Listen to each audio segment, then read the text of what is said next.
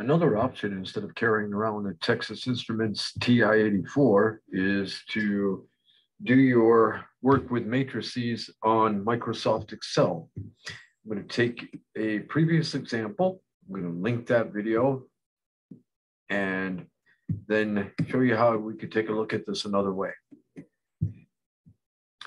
So we're solving from that previous example, the system 9x minus 8y equals 36, and 1/4 of x plus 5/3 of y equals 6. Now, different from the previous example, I'm going to start off with row interchange. I want you to notice that the fractions are being expressed as decimals. I've expressed those as precisely as I can get. Well, maybe I could go a little further, but so to get the decimal places to go further, you can right click, go to format as number, and I had to go to 10 places. And I guess I could go to more.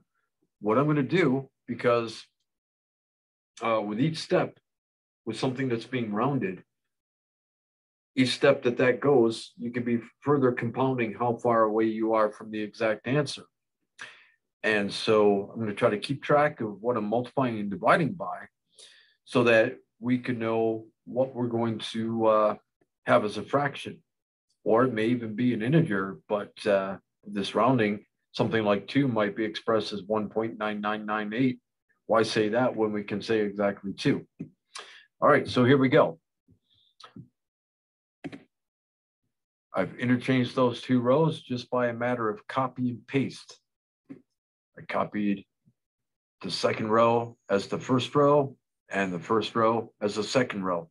Also notice the labeling here for the variables versus what we're supposed to have with ax plus by equals c. What I'm going to do next is multiply everything in the first row by 4. And when I do that to the first row. I type equals 4 times the previous entry in row 1, and then grab that and the lower right-hand corner and drag that across. So it'll apply 4 times the entry in row 1 to all of those. Okay. Next, I'm going to change row 2 by making this entry, row 2, column 1, into a 0, so that I'll have a unit column. That's going to take multiplying my pivot element 1 by a -9 and adding it to the +9. I'm going to have to do that to the entire row. -9 times row 2, sorry, -9 times row 1 plus row 2.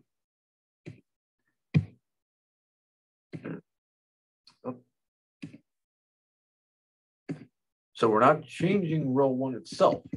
Instead, I type -9 times the entry in row 1 plus the previous entry in row 2.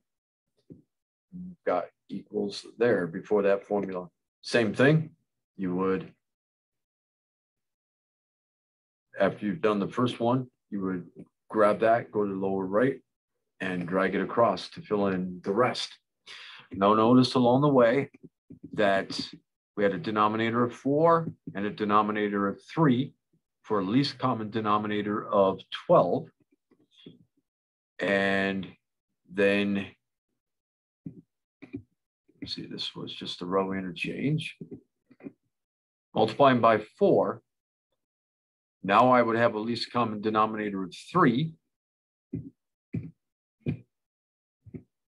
Now, when I'm multiplying by 9, I would have 9 over 3. So everything's 3 times bigger. Okay, keep track of that 3.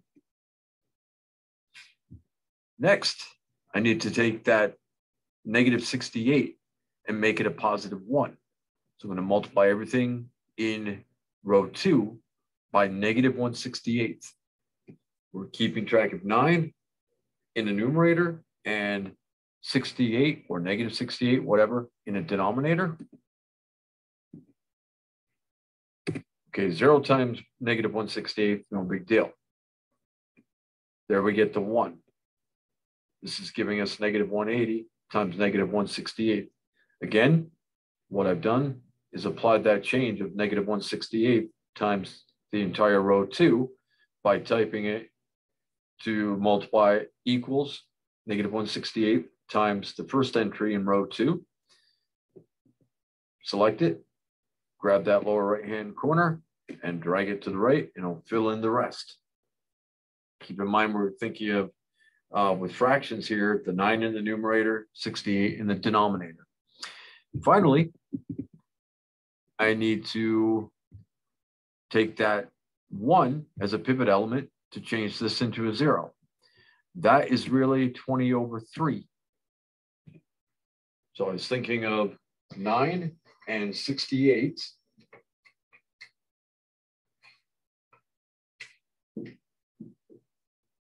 And now I'm thinking of 20 and 3.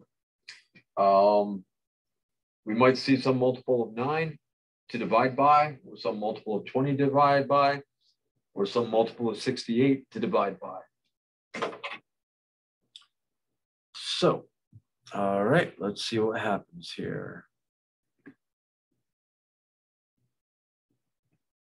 I take the first entry in row 1, which I'm changing using the help of my pivot row of row 2. So I have, let's see here.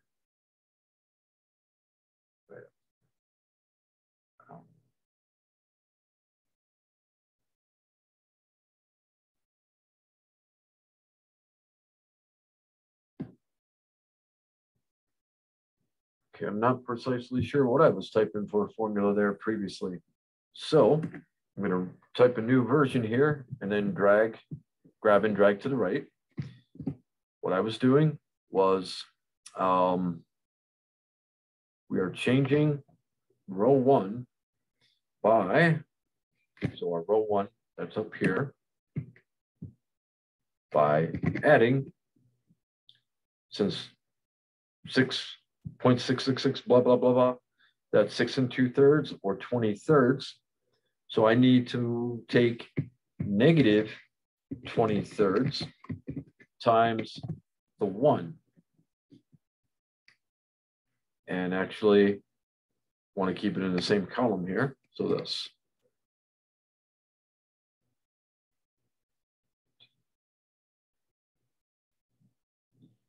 Yes.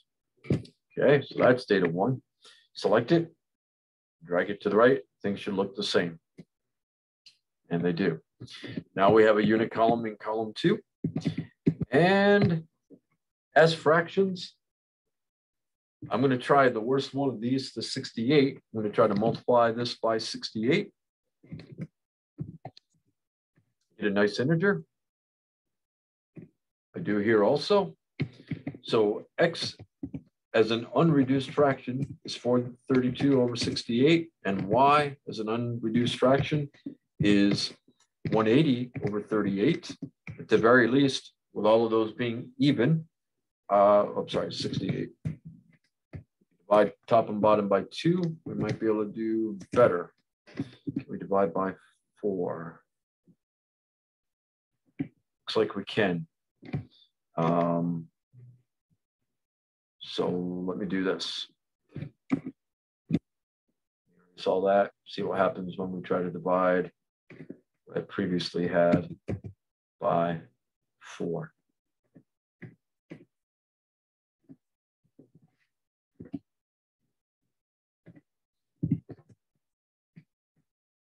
Do the same here.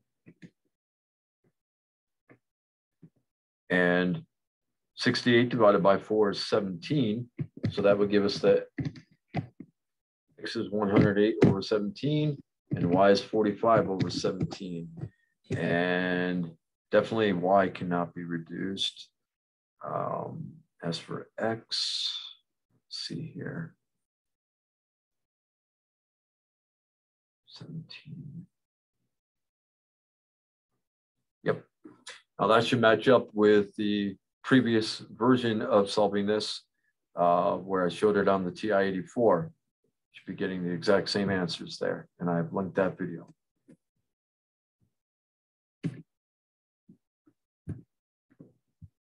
That's it for now.